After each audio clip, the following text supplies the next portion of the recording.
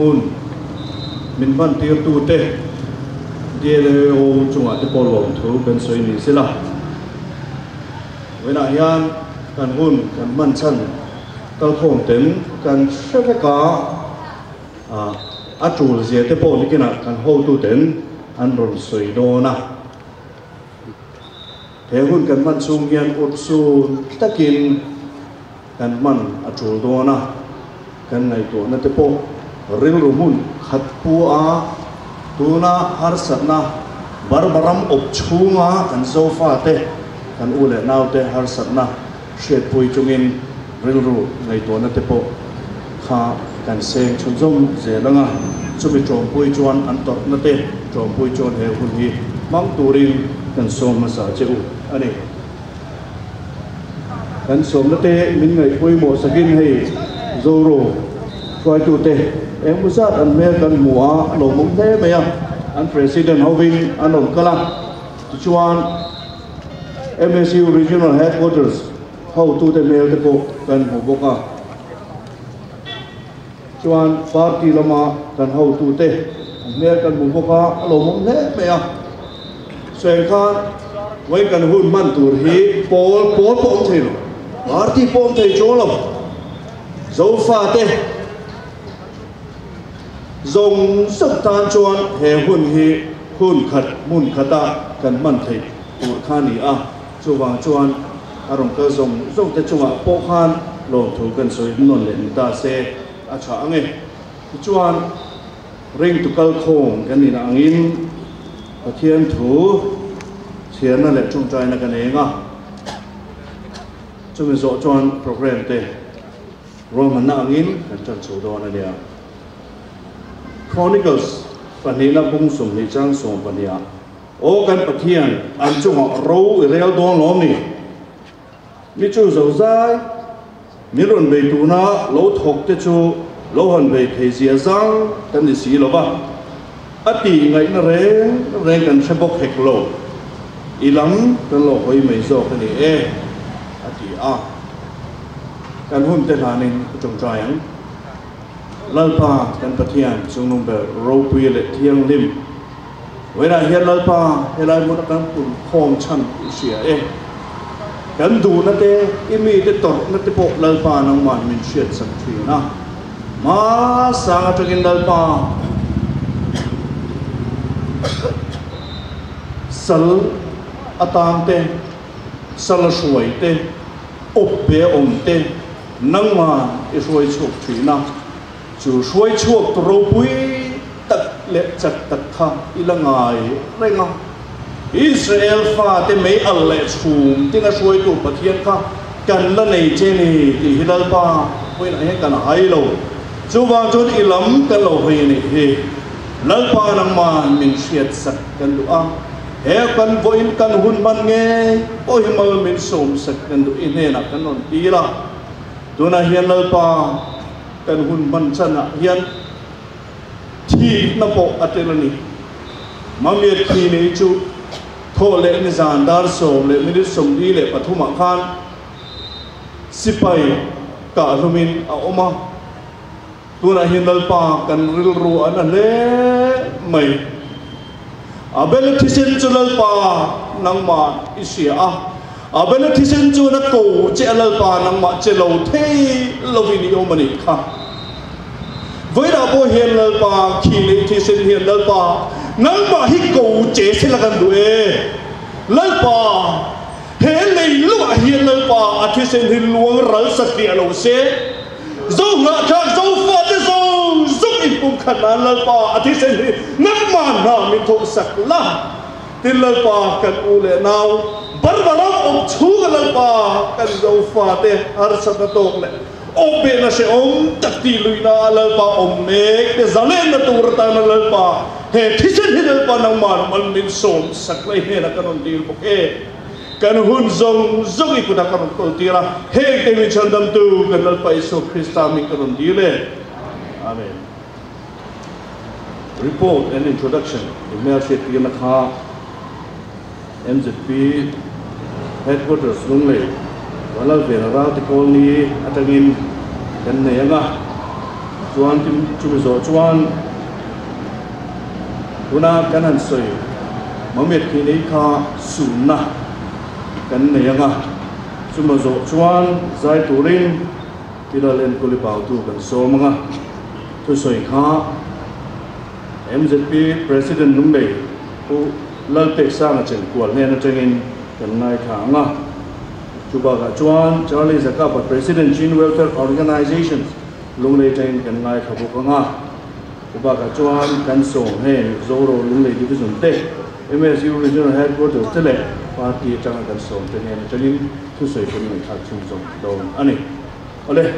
na chuan kan han soi le kan ta na man khan report and introduction nei turi banal venara te call ni secretary MZP headquarters Lungleiin lo so ma ole pu chairman le voina hilai puna local khom zong te kan journalist te MZP headquarters Lungleiin pingin sipai kan bu non vele cheu ani ole kan program a khan reports and introduction ti kha ania amero chu voina hian report tam tak soya tarlan du na hun le mun bo ani lo deu thianga chu wang chuanin report kha chu kan ti du lo tura ngai la amero chu thil pakhat chi han thailand ve ka du chu MZP headquarters Lungleiin tuna tram kalai me ki man tran ani ma ham khan in than zo him le shuai tu ni na che tu bo mumal taka lo ma tang to in MZP headquarters Lungleiin chuanin sai zo we sa kan unau te bom dang vali nam dang kut atora wangin kan shet kun lala in chanchin kan shet rol in kan tang hala chu tiang chuanin zofa te hun sanga te kanin unawa kanin pum khatani hi kan ngai dana ni pialama an thawa hau hian MZP chu akal thina akal zel don bokani ti kha kan ta lang sim du ani voina hian hei hun thatak mai kan manga amaro chu kan man changero chu kan chu thonga helai lo kan hian Myanmar barmarama kan unaute shom takin om ti kan chia rorelna dinglo tak maya oma chu ti ka ra ke mani zofa zona thak te ngei pon har sabna tam tak an to ka ke ni zorama zofa te po hian kan vein kan ngai tu em ani ti lantir nan chin lungnau fa ti na ka lo sa he ma phwa tu hi puke dar chona pu pui Lungleiin ni ama a local he hat tin he pro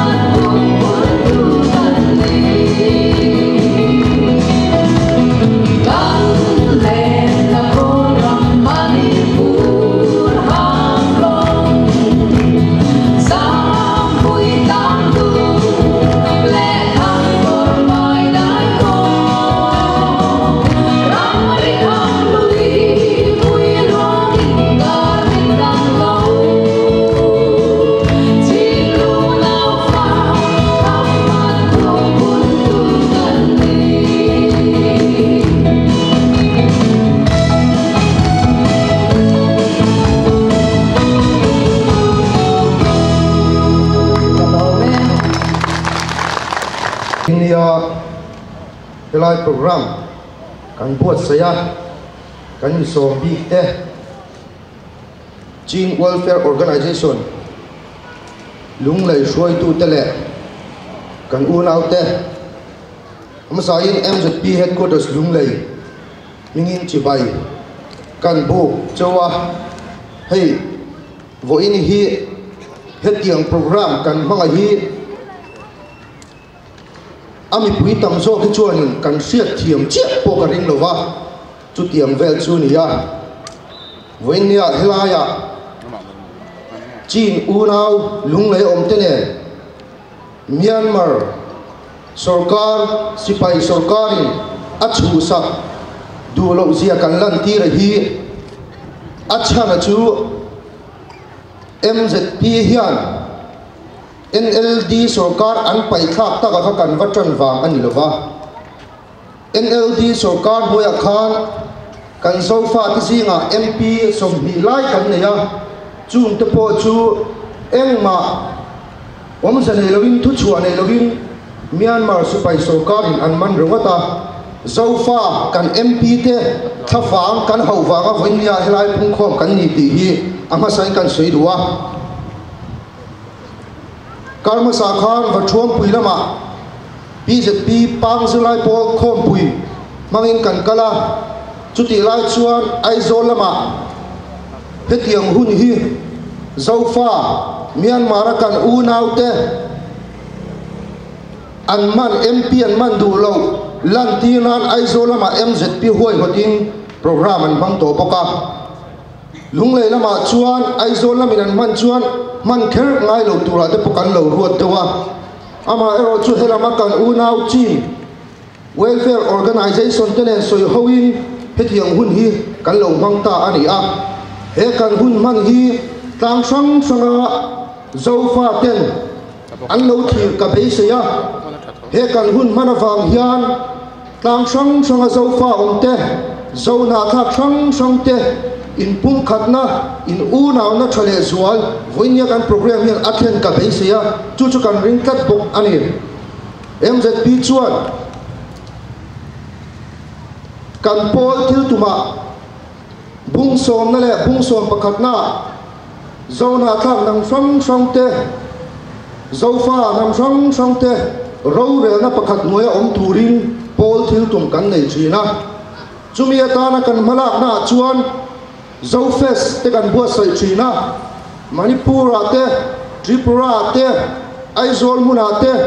Mizoram chunga po voithum lai kan buat sai to tun kum febua tun kum apo hian ruaman na omsa chuanin Myanmar zofes zo nang khom pui buat sai kan tuma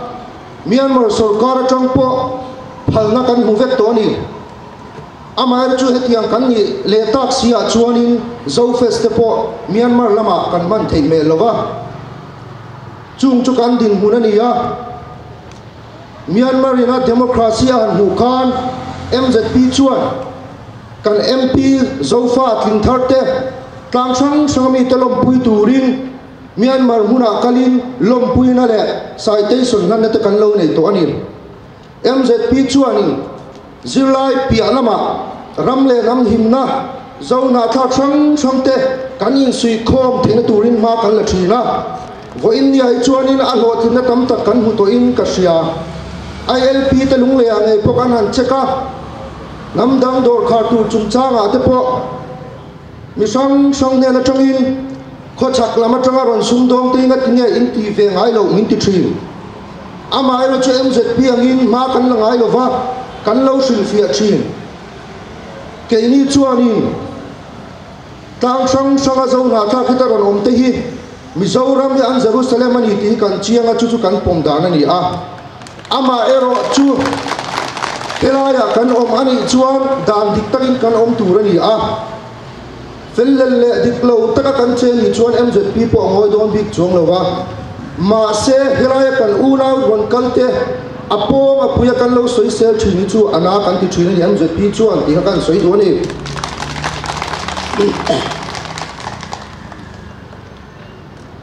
hey kan sianga tuna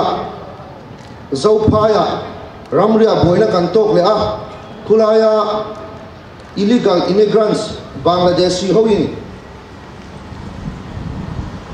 ramria boina anron siam thrina tuna chuan kan missionary nge te po zo lovin kuten thapa India po hian chu MZP chuan poi ati tak zeta namdang abi thin vai ti tiang pon chuak lo turin ruam na kan siama kan zom travel chuan ka sia hemi chungchang kan soidu chu tribal area hian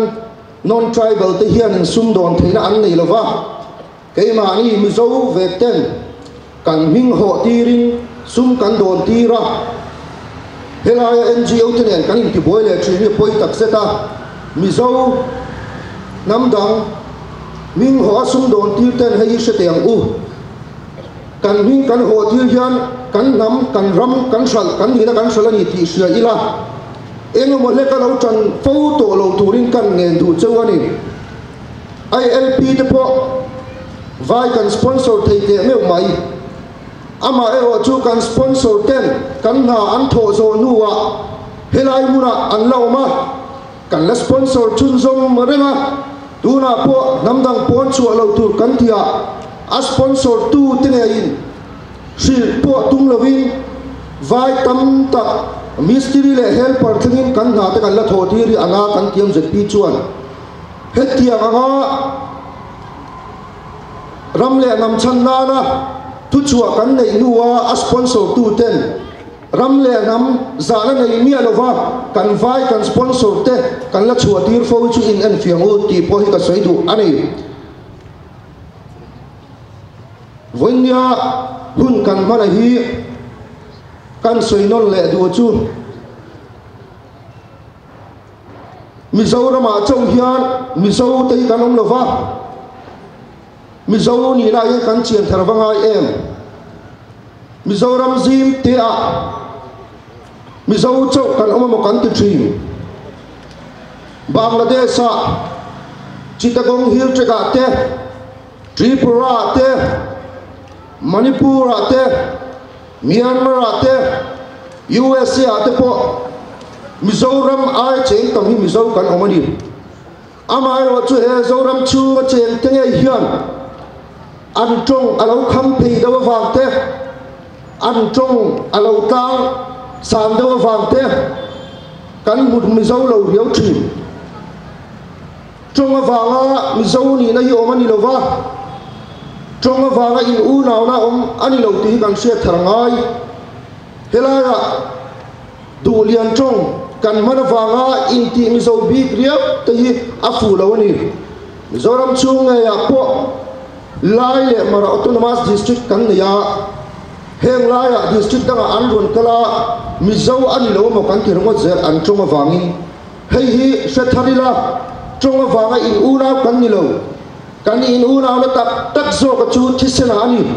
bla ta ani ti dan suidu trong awanga in u na om theilo ke hi USA omila du lian trong amo pang trong amo mara trong amo ti dim trong amo en trong po ni ro se thiam lo ila Mizo kan ina identity kha bo chong lo chu wang chuan kan in u na na kan Mizo na u na kan ni na zo chu bla ta ni ti hi se tharila thisena wanga in u na kan ni ti isa thara o ti hi kan soi duwa vonya hun mang tura chin u nau ti khan chin state ta khian Myanmar a khian zo fa khang sangan oma helaya lungleiya po tam tak an oma chin organization huaya zo fa khang sang vonya ron kal khom te har sa na sang in tok thin ti po kan sia a ama ero chu MZP chuan har sat na in to chuan kan ne nai lo kala pui thei na chu kan nei ni chuan kan than chingai do lo ni ti kha a to ngan kan soi du bok ani zilai te ram ne nam tan MZP vul zero se kalome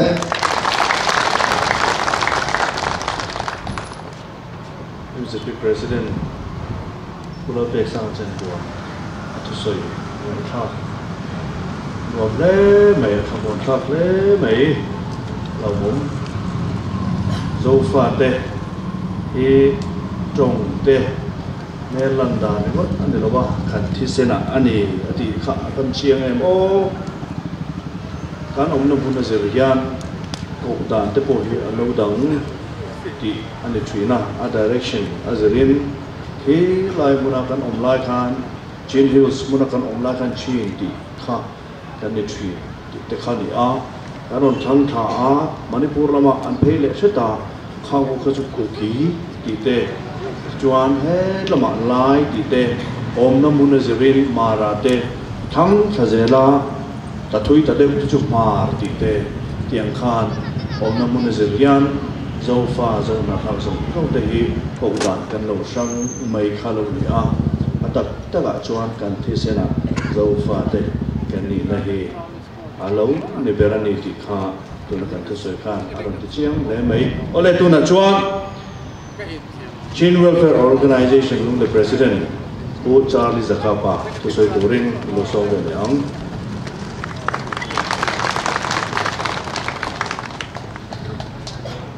apa sign với na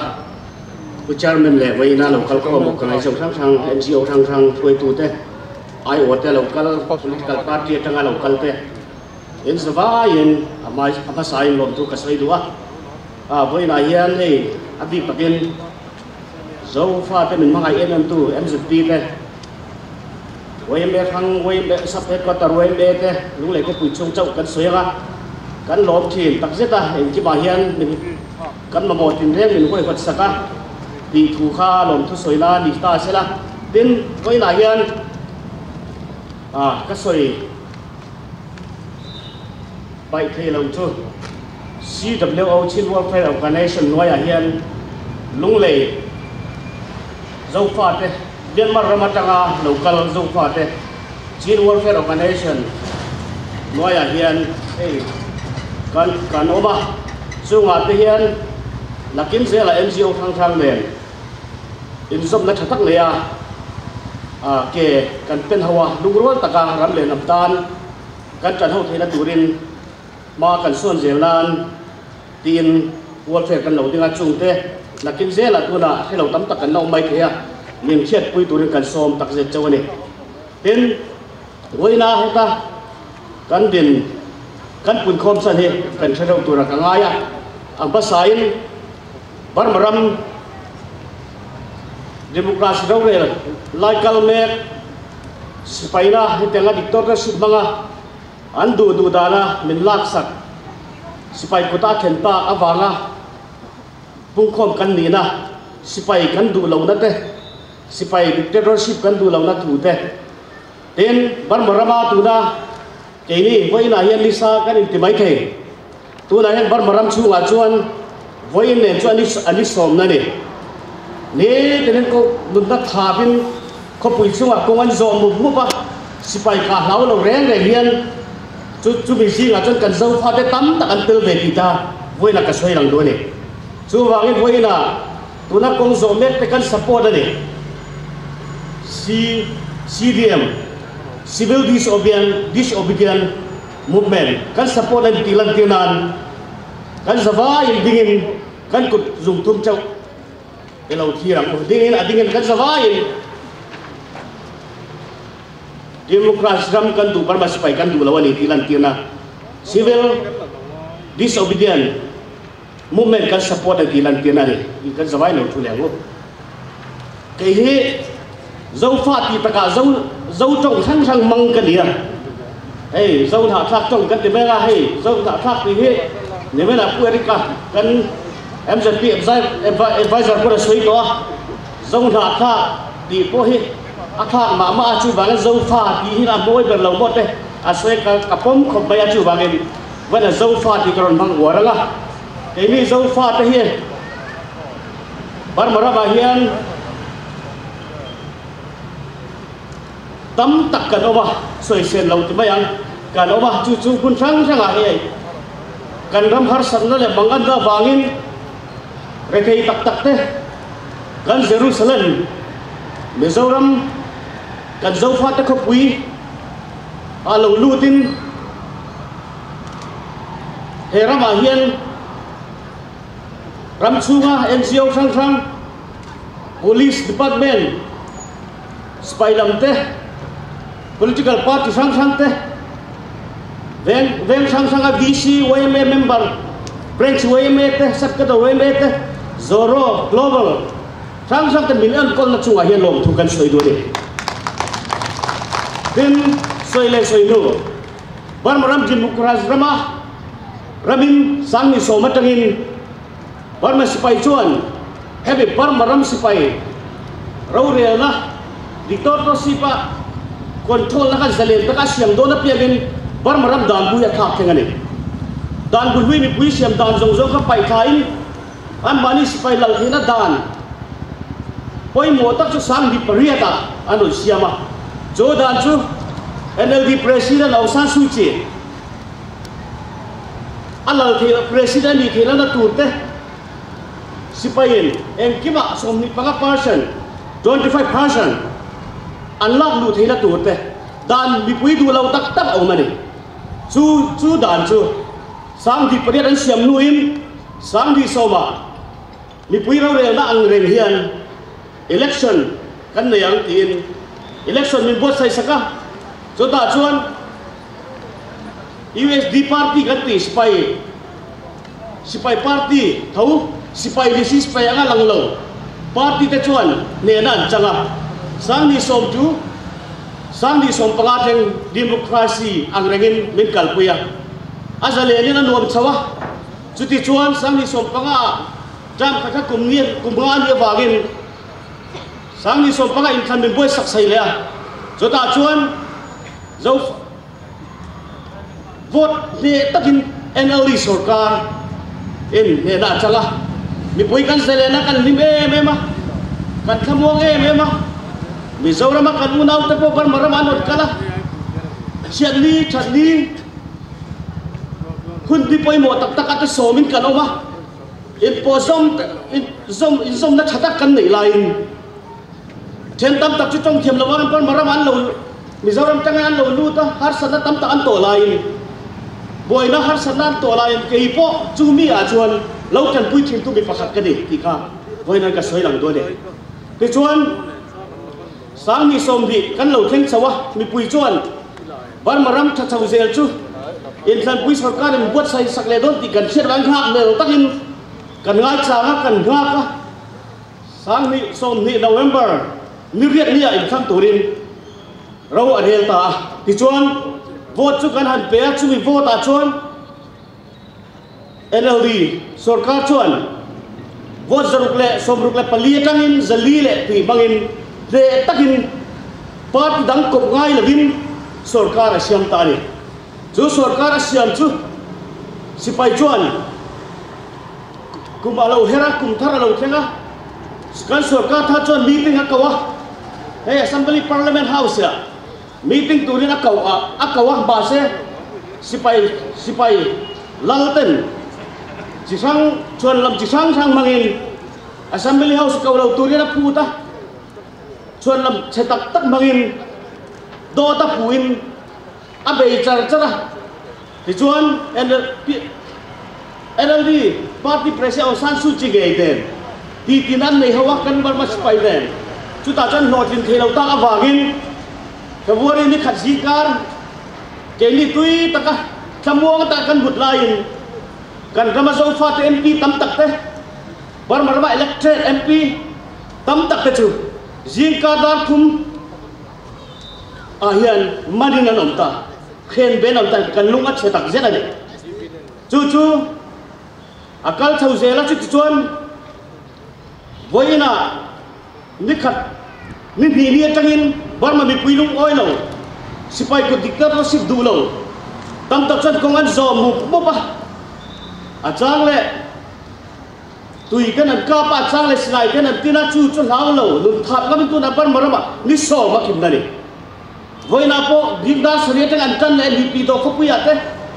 lipi do UN office ko ta te kongan zo mu pa chu bi lai chuan le chena kan Germany soipa nula kum som pakwalak mi mà miệt chết chú miệt chết bị chú sipai policein akap lum ta chú tun tum ban maram pum vain thanga nun na chan ma saber ani chú wangin he sipai dictatorship he sipai dot banga ban maram khâu sanna lung lu rang ka chak eng kim thing bu phai tam tak suanaram an min an ei du wanga an dik lo zonga ei an du wanga he par baram sarkar na hianga pa lak je hi kan du lawani ti hi waina ka soi lang do ne chu wangin waina hian kan ram hianga kal zela ni chuan kan mala mun zela ke ni zo fa te tan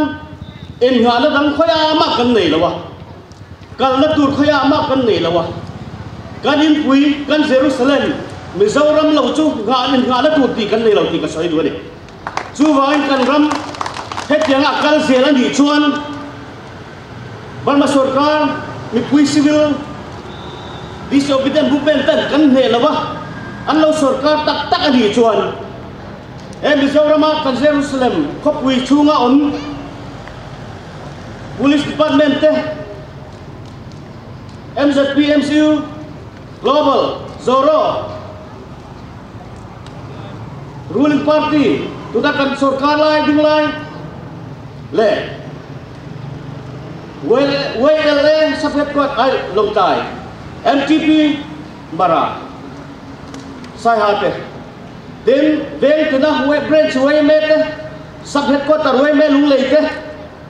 veng tena VCP le NGO sang te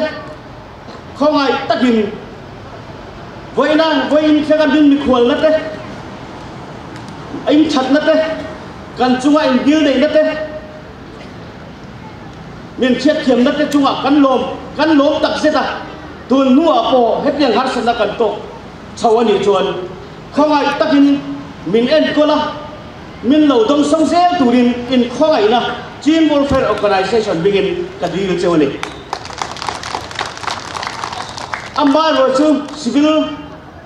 civil movement là civil disobedient movement anh chém cả hết ta căn cẩn thận thấy anh đi chuồn hay ai tru zo hay ai anh suy không nát zo in pum khăn nát zo dấu nát khác muốn sang ông nào căn này gì ram ri chuồn ram ri này gia đình ram ri này đâu thì khao với là cái xoay lần đó đấy ram ri này á năm lệ thì sẽ ram ri này đâu thì xoay bel nữa đấy chú valin kan rama thazela voina to tun tum kan boi pui hi atop khong na tura kan nga ya chota chuan athat le athanga athat lo le athalo chananga barmaram alo tha kan kal thire chuan tun ma ya ro pui zo tun ma ya in sui kom na thazo tahan tang valin tahan tang valin champhai nu la ta ron rim theyanga tahan tang valin aizol nularon rim khenga ini Mizoram tang val nei chain tang valin tahan nula pe kan zu rim thei do nei chu ti khobin tan ila hangmuti kha waina ka som do chu bangin waina lo kha kun lu tak kal sana lo kal khom te in chunga hian min khongai na min set thian na zong chunga kan lo ba in he na en ke di chon lom thu sai tu bak kan nei lo ti hi waina in pa kata nang do ni chu voi na cái ni Team Welfare Organization nha kan soi la cái ni se chalo ro thia ni Myanmar lai nga CNIC se me chalo ro ma chai de chong da bo ma tu de chong chalo ro ni ka ni chalo ani nge pyau chi ma le chalo ro lai nga ji bu kan lai nga aku chalo ro very be ya kong na le chalo ro very be ya kong na le chân nó đâu vậy lụa khoan này gì về yêu cầu này chân nó đâu vậy selected MP về mà yêu trả là đấy đi là xem mà con bảo chân nó về mà ngày cho chân nó xây đúng mà con đi rồi chân nó đâu nhà mà ngày ấy pi tu lâu xem chân nó đâu api bảo đấy India kan ni chân nó api này trong chỉ nhà chỉ mà đấy si ana si sene cha so ma si si asine ni sene cha so ma si amit chau ske ma si lo chano ine ka ni pyau chin ba le ai da jaung chano ro si long ngwa mu ne si dem ko support pi ma chano ro atu ta kwa si sat pi ma set chau cha ya aung su ra ine ka ni chano ani nge pyau chin ba le chi so tin ba le where is our vote? What is the elected MP? Please respect our vote. We don't want dictatorship. We don't want military God. Today, I would like to say, we don't say fight about military God. We support CDM. We support civil obedient movement. Thank you for all. Kalau lu boleh pakai nanya cucu, kasih itu bisa kalau ni. Cho bây giờ qua tập lấy dấu pha tê một sang thằng Amitina kan Jerusalem kan ti kan dấu ram hi amun po kan này giao lối thu lại bel zong de puhol ruak duai lomi tur tanya mun kan lakian theang kan the Mizoram hi zofa te Jerusalem zero se ole una chuan zoro Lungleiin division ayo thu soi tu so manga kan hun te min ankal rai le to awangin tu sei le zel tu tan to khanin tu sei dan tok te kan thiam don ani aduna tu sei tu zoro division ayo so ma chi lu chua so far Christian zong zong te kan chairman helaya MZP he hun buat sai tu te vai chi bai ka bu ka cheu voi na hian he tiang hun tha hi aum don ki ka khelo Tima pui mo Lungleiin pan tura kalau chualai mekin a thu sui vera ti kadonga kalom hlea soidu chukanga mayama sen appoint fik po ka khe thei to si lova hanin chuina hun ka nei lova chu wang chuan abu deu duai langa angai thak ban milo thiam sak mai don nia pu puya om ka nia hemi Lungleiin khopui veng lai li ron pan mek lai hian ka hun man tur ka phechawa chu wang chuan a thu soi tur hi abu noi don ni tin kha milo thiam sakula angai thak ban milo thiam sak mai don nia ole Myanmar lama kan unau te kan mangaya anning min bangai ni ma sela ene mo chen chu impo lei thei lovin kan oma kan in man to na Myanmar lam unau te heng lai in ho fa le sum dong te ho vek ro se ti kan han ti pu maya ara tha khop maya amai ro chu sipai sarkar Myanmar ila min khut danin azir lo wanga ni ti kha voina hian i he chiang u i he tharang u chu ti rual chuan kan CM kalta chol tari ulal than ho la khan Myanmar thu soina chuan Mizoram hi chin lungzo fa te tan Jerusalem ani rompan zero ti kapua nge ti aro puyani chu kan thilunga a oma chu ti rualin tuna minister pujama a hankal vele a ani ero chu sipai bang ani a sipai la ya Myanmar ma an han lu chung cha ngai dam han dila Myanmar zo faten an poma min ngai dama kan ngai dam to na kan in pom to ni ti kha kan soi le bok ani ti chuan sang thi som panga Lungleiin khopuya hian so far problem network mat huai na in ko khom na in MZP te correspondent te Paul rang ko khomin Myanmar tuilian tuarte mizo fa te chan puinan poisa kan khon ani kha aro pui he mai zai thiam ten thol ko kolis no pangina poisa khon na bo man han do kwal te kha aro pui ani nuai thum zet kan huwa sidin thanga mi ming thatak choi moina voi tam tak dong to khan nuai thum kan hu ti ka go thil khan avabak ve aizol khopuya voi ruk kalo buat sai to a ho tu chan chanin ka lo om thina chu ti chung chuan nuai ruk khi voi khat o nuai thum hi voi khat ba kan lam hu lo wa tia chuang chuan lunglei khopuya hian zo fa ti kan in mangai na le indu sak ton na chu kan lo ti lam to ani ni kha kan sai zau le ni ti chuan sang hi som le pali khan kieu ka ba zo fa te khovel mi in to khom na tu chuk chang ren kieu ka ma kan thu kho ma kho chak lama tang te Manipur lama tang te rapun ti ra tang in zo fa te kan lokal kho mani chi chuan lung rual takin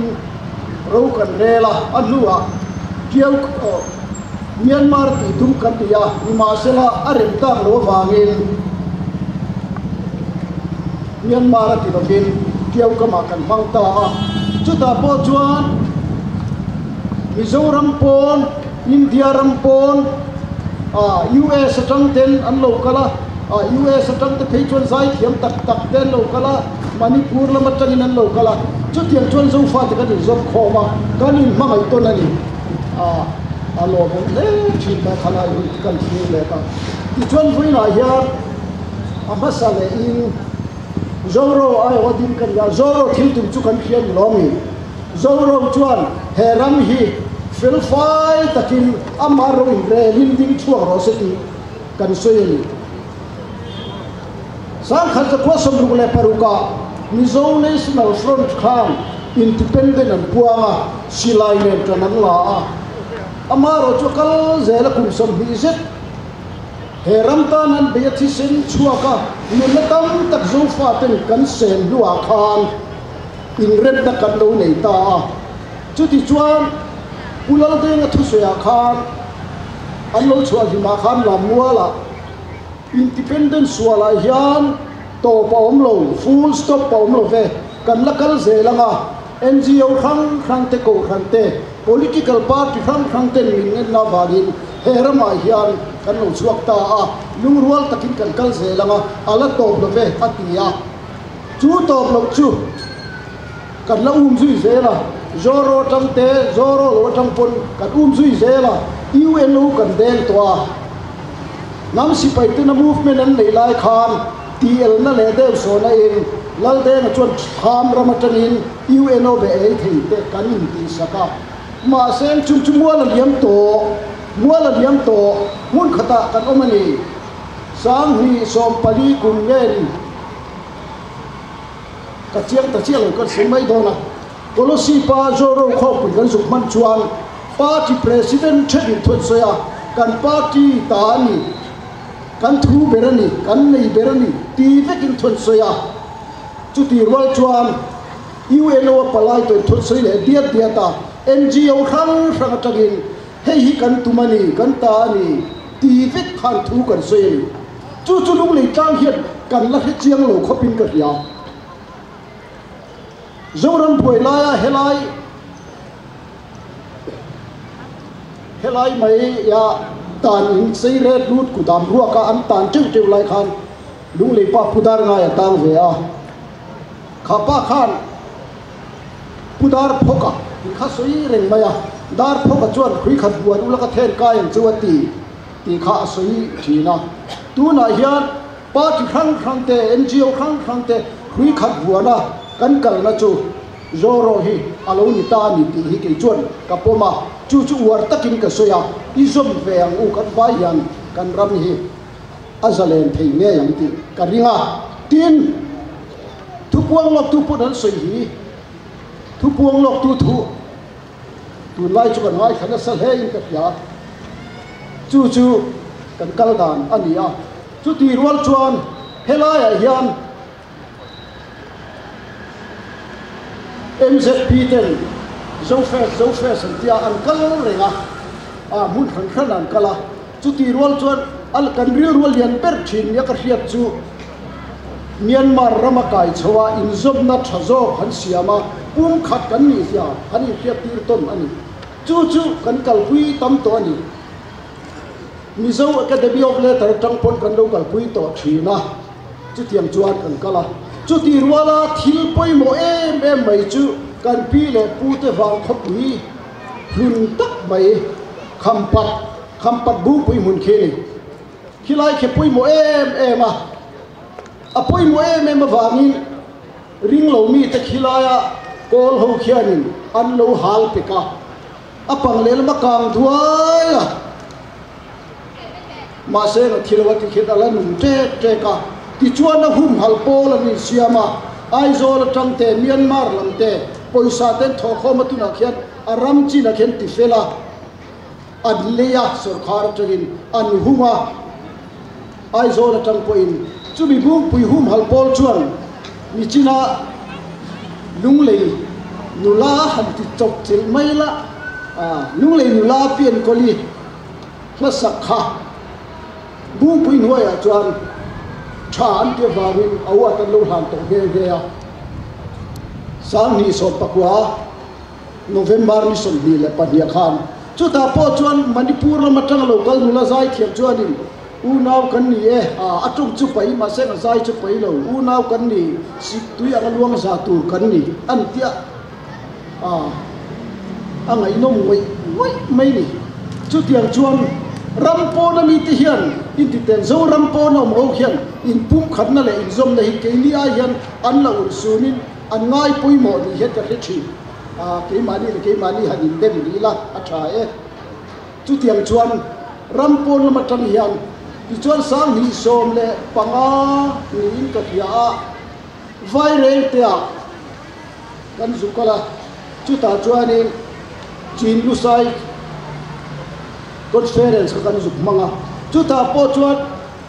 mizo trong thiam mak lo mizo khan lo kala an thu sei point sap trong ten ron sei pop maya hanen reng hin chul khat kwal kan ni ti hiat bek bok sia chu ang chuan zo fa te kan dar to ni chulaya chuan chuna hian helaya kan u nau ten har sak na an lo nei ta ka wanga function kan lo nei he a hian kan thin lu hi lo in sang mar le zual sela ni kha kan sei zau le a ti chuan Myanmar ram kai hi a hlok le he ti zo thian kan ti te thuma Myanmar ram kai chuan ke mania in pona tha alo oma unaw kan ni sia chiang ani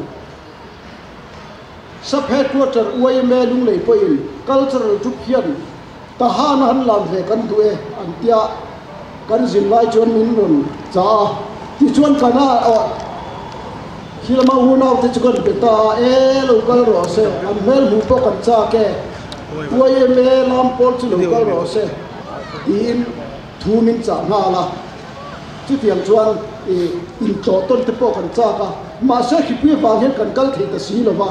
ti kha kan soi zau le a chu kil khang atanga kan in po na tura pun khat kan ni zia chiang le sual kan lan na tur thil ani tin kan soi zau le du ma khat chu ding di anoma chu mei cheu helaya MZP kan tiang che hin lia tran pui ngai te tran pui tu misual ene ni bei che kholo te lo zil hawa lo ven tu a changa lo kom thin tu kolan oma chu ho chana chuan chu ho tran pui na chuan Myanmar tang pathum kan chuak he a chu ho po chuan helai MZP kan soi chuan a pum khat kan ni chu an ti ve thapa khat in bel khiat ton pon du le ni chuang chuan khilai tiau rala zo fa te om hi an lu ma le ve ki nia nan lu ma le ti khat kan soi zau le a tin tual lai kan ka lai nu pakhatin mi ram chel dinga Mizoram lama khuan Mizo trong Hindu da alu tuka inti chezo ang tiat lau oma di film khur deu ro nin ti tat baya helai tang kat kal masak chot an biak thiang em Mizo trong an thiam em an tia an lia ro chot Hindu da alu tu kan pi pu te khuang choi chuwa khuang choi la an khin chin kha choi lu khumania vakiria in lo ti thara dấu trong những tí khó lầu mấy và cái mùi bò tên lầu mùi bò tên lầu trăng bò tên lầu tí tới mình khi là được chứ tiền khóc chuan căn năm khát này chiang xìa thọ khát lại khát mình dấu chung thì căn lâu thì khang lang nhiều mấy apoi mấy mà xe bu van này ha mình thấy mình là ai đâm rồi thì khăn chèn tăng một thứ thà lâu khá anh đi bộ thì tất cả chuan ngô và đúng lệ trồng đúng như một loại con thần phong con thu lâu giông giúp thor rèn con mân chua cả Myanmar ni rất là nhiều mà sẽ ngay cái bằng u anh ram sipai na anh lúa vàng sipai rorelna khâu tắc rong tắc vàng khát tiếng ở đây thì tắc rồi vàng mấy khăn nhỉ tu nào chút khát vàng buộc tổ thì cái chỉ rồi con u nào cái khăn đây thì vàng nó lâu con là nhiều con lâu tuôn bốc xí rồi chuộc viết rồi sẽ căn hồn kia chiang to tu na chuan pun khát cắn nỉ chút tiền inการเบี่ยงลงอันเดียเฮ้ยนายองเนี่ยพวกอะไรเหรอวะข้างที่พวกข้าอันรอนฟลายะเจ้าจงกันบันไลเมฆริมล้วนนี่อันทุสวยเวลซับจงเป็นสวยพวกไหมนี่มาเสียละเจ้าฟ้าที่เวกันนี่ที่ข้ากันเพียกกับปุยหมดที่ชวนตัวนักการเมฆนะมีเจ้าคริสเตียนตัวเมฆนะฮี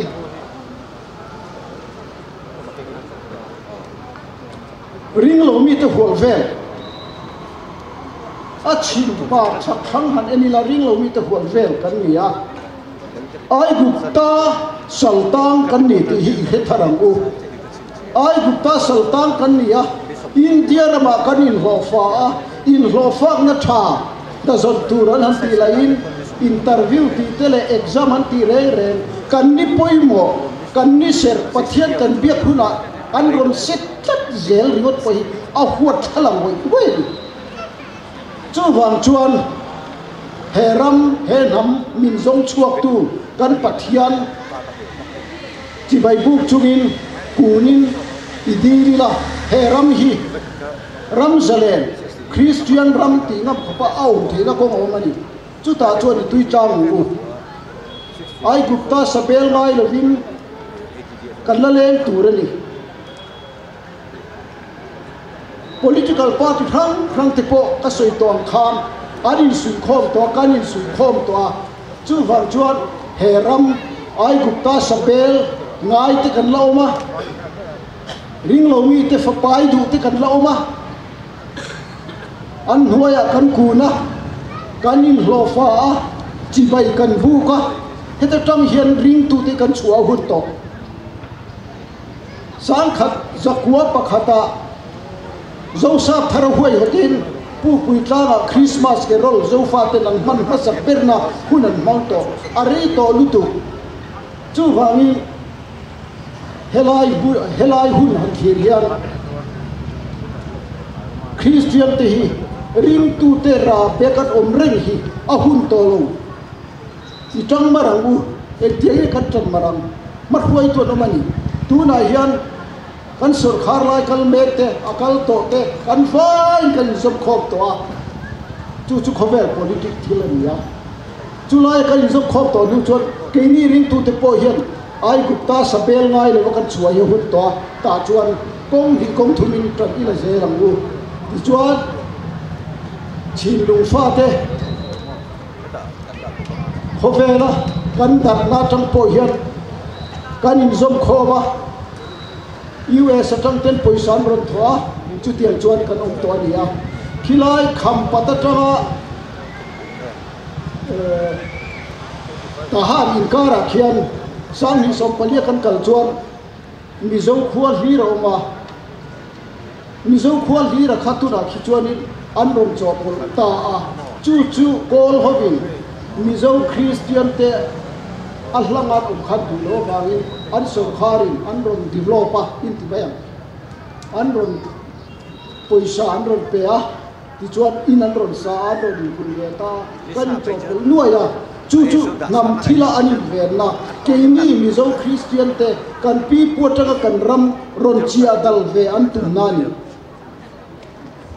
apoi mo em maya chu wang chuan khilai kan khireng lai hian khovel ram dang atanga min ron khir pui dan ko a oma khilai bu pui khum hal tur chuan ram dang atang pon poisan tho ai zolami te kon an ron tho ti chuan da an tho pani chu lam ko ma chuan trần cần lát về ngay cặp giá trần cần lát về ngay nu lấy pa hiền bên ngay quên xả ngay chất mà rồi chút là chút bị tụt chút khăn thề tổ lòng vắng sipai sor khar ania min du lòng khi hậu khe min du lòng ngồi el king kom renguna ambassador at football khan mi zo pa te siak mi ho in han ko ma an vai nan man vik mai chu tiang chu kan thil to na di chu wangin khilai atanga har sabna to thi kan har sabnania nam har sabnania zofa te har sabnani tuna hian han soi le ta ila mizo academy of letter tang chuan Myanmar ziak tu tele ai zol le khobul nung le ya hian in pum kharna thu seminar nei turin kan pe dia mama se khipui min na kan ti thei tari la bani hi chu tiang chuan kil tira tang kan tapa pun tira tang kan tapa chu ta tang chuan he ram hi zale na lo ni hu na chuan eng chen nge kan lua thau thiam ti te khir chungin kan ram kan nam hi hum hal se lila tu na khulai vai rama kan missionary te tan tor te khu tam tor na ni a kan christian tor na ni chu wangin ai gupta sabel ngai lo turin ai gupta lo ku lo turian mizo christian te chua zai re abu in kha ko thu to gi ro se ko re British Sultani di Lungleiin Myanmar anumna sang te chu darin aten chu Burma promate Bangladesh promate Tripura promate Manipur te ke han chu ko ni a wan Junusai conference te sa ka sa so ko le ko khan ko ni a so khom le ko rin wa manna fa me lain chuan India Union te lo pian ta a chu wa tha takin khom le the to lo in to theng hian kan an ta le loi kha ni a chuanin chu dara om te chu a khom kan om le the ne rin United Declaration of Right to Indigenous People UNDRIP samle le pasari September so ni so le thum khan pa sani a ta chuanin chu British na alo ho te kha independent te lo nei le chobin tiang khan chu din hun nge ya po chu kan om ve le then turin zoro khiat ma lo la a chuan UNPFII ate MRIP ya te Geneva ate New York ate kan ai in meeting ate ano te three na chu tiang chu ma la mek tu ni a chu an halau te chu alo ho the huna chuan wena hian khoi huna nge khoya khoi ta nga nge rorelna pakate independent dik tak chu pathian hian mila hun chua sakang ti hi kan ve se in kan thir tla don ania tuna tu soi turin MSU regional headquarters ayo soma tu chairman la chin welfare organization kan soi tu tala hoina pum khom te MSU regional headquarters mi sipai acheu vin hun hana MSU te bin soma bangin lom thu asia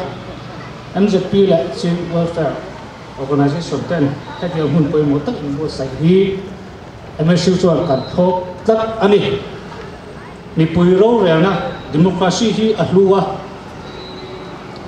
diklo taka inobe na mani machine pui ta za lo na le tham lo na midang dik na chan midang dik na le chan vo ra be na dik tak ani apoi kan tia apathian thu lo le ani MSU le MZP chuan kan thu pui ber su zo fa te impung khatna ani Myanmar hian kan unau tam tak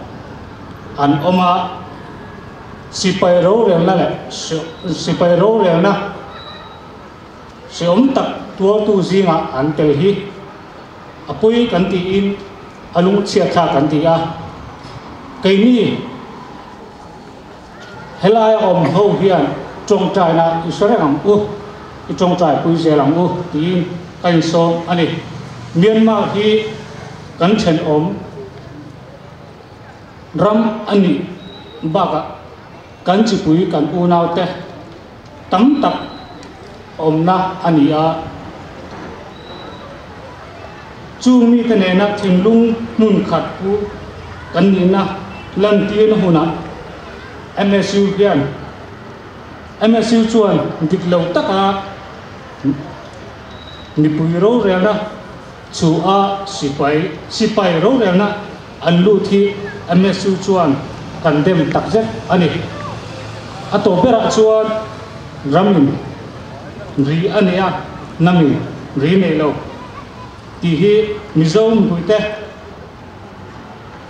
thin lunga lo thar le sela chung zong zong chu kan u nau ten ne na kan zom na tin tu lo ni thar le burin sipai ro re na changa ni pui ro re na an lu le theinan mi sipai ro re na changa ni pui ro re na an lu le theinan trong trai na Israel lam u tin kan so ani e alo me ole phun top lắm kalau thấy mà người cuối lòng chăn vô cái thành xiêm lúc không lạ chăng nghe thì chuan phun top là xiêm số đó nè Myanmar Burma sipai ro ren là hi tiang kan du lo thì sun kang pathum kha kan ti chuak le nga ti chuan ding chung in kan soyanga ti chuan nge kan du kan ti chuan ro ren na ti le don ni tiang chuan khami thopan ni kha kan au puyenga chuan la lison trong trai dan ni se thela ngin trong trai nga OPN koli kha zai turin min na zai sakle theidon em ti te kha alo mo me ni zai sakle theidon na ani kha zai turin kan som le nga ti chuan trong trai ro la kan nei nga ti chuan kan hun ti kan to don nia Myanmar Burma sipai ro ren la hi tiang kan du lo tiang kan au ro lo ne Myanmar Burma sipai ro ren la hi kan du lo chuan kan ti le Myanmar Burma sipai ro ren la hi kan du lo kan du lo ti kha voi khat kha cái soi chát thằng ring đó vì chuẩn ato mày Myanmar Burma sipai ro re la hi le chuẩn cái kan du kan ti chuẩn mi pui ro re la kan ti le do ni cái kan du cái kan du ro re la cái kan du ole na zai turin pian koli tora kan sabai kan ding nga la leson trong trai dan ni sipi ri kan trong trai nga kan mun kan to do niam trong trai ya kan pa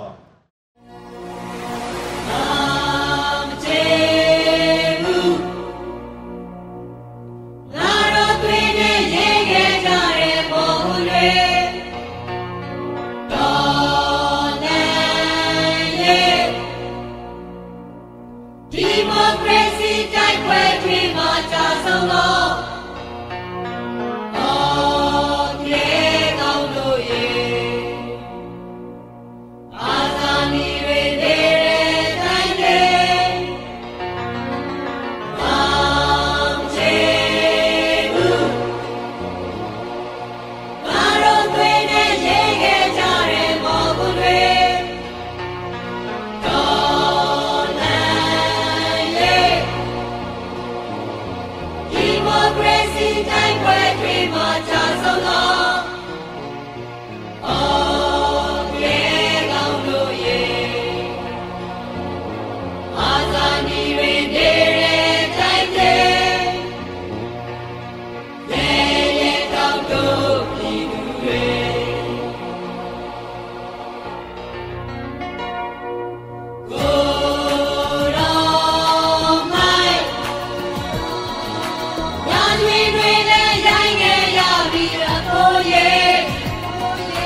Hey